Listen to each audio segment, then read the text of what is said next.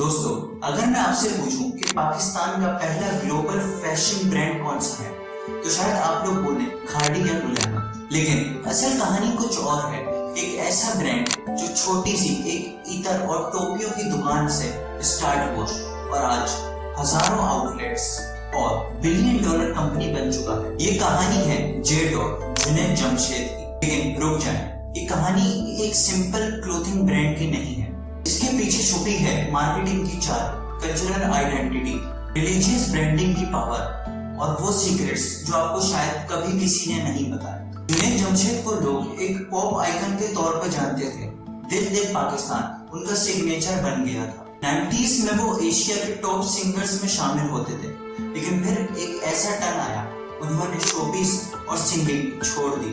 सवाल ये है, एक बंदा जो पाकिस्तान का माइकल जैक्सन कहा जाता था, वो ये सब छोड़कर इतर और कपड़े क्यों बेचने लगे? ये था उनका दूसरा जन्म एक क्रिएटर और बिजनेसमैन के रूप में। 2002 कराची में एक छोटी सी शॉप जहां सिर्फ कमीज, शलवार, इतर और टोपियां बिकती थी। लेकिन जुनैद जमशेद ने एक चीज सीख ली थी कि पाकिस्तानी फैशन नहीं बल्कि आइडेंटिटी ढूंढ रहे हैं। उस वक्त सब ब्रांड्स वेस्टर्न फैशन बेच रहे थे, जीन्स, टॉप शॉर्ट, शर्ट्स वगैरह।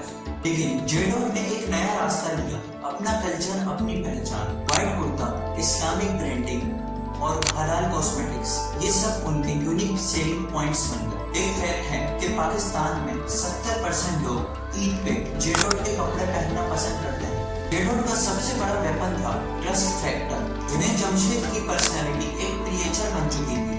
लोग उनको एक सिंगर नहीं बल्कि इमाम, रोल मॉडल की तरह समझने लगे। इस वजह से उनका ब्रांड एक इमोशनल अटैचमेंट बन गया। परफ्यूम की मार्केटिंग हर बोतल पे इस्लामिक और कल्चर थॉट के साथ, जैसे वसीम अकरम, मस्क, इतरे खास वगैरह वगैरह। यहाँ पर आता है एक हिडन फैक्ट। J.Dot की परफ्यूम की कॉस्ट ऑफ प्रोडक्शन सिर्फ 150 से 200 रुपए है, लेकिन रिटेल प्राइस 3000 से 5000 तक जाती है। मतलब प्रॉफिट मार्जिन 1000 गुना तक। यही वजह है कि कपड़ों से ज्यादा J.Dot का एम्पायर कॉस्मेटिक और परफ्यूम पे चल रहा है। फ्रेंचाइज मॉडल से J.Dot ने सिर्फ पाकिस्तान में नहीं, UAE, UK और US तक दुकानें खोल दी। लेकिन हर बड़ी कहानी के पीछे एक कंट्रोवर्सी होती है। क्रिटिक्स ने कहा कि J.Dot रिलीजन यूज कर रहा है अपनी प्रोडक्ट्स बेचने के लिए। सोशल मीडिया पे बाइकआउट्स कैंपेन्स भी हुए। लेकिन असल सच ये है कि J.Dot ने सिर्फ रिलीजन नहीं बल्कि गैप ऑफ द मार्केट भी समझ लिया था और उस गैप को फिल कर दिया। एक और हिडन फैक्ट, 2015 के बाद J.Dot ने अपनी सप्लाई चेन चाइना और टर्की शिफ्ट कर दी